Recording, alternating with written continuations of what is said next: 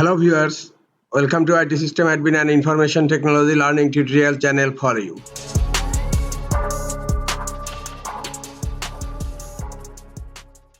In this tutorial, I am going to show you how to change the size of table border lines in Google Docs.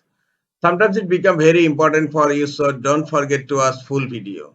To change the size of table border lines in Google Docs, go to your Google Docs and open the table which you want to customize the size of table border lines, and then select the table, right click on the table, use the scroll bar, and here you will find table properties.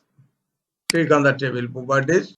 Under table properties you will find color. Expand the color and you will find here table border, and by default table border width is 1 pt. Click on the drop down menu here and you can change the size here. Look, I'm changing the table border size in my Google Docs. It's very easy way to change the size of table border lines in Google Docs.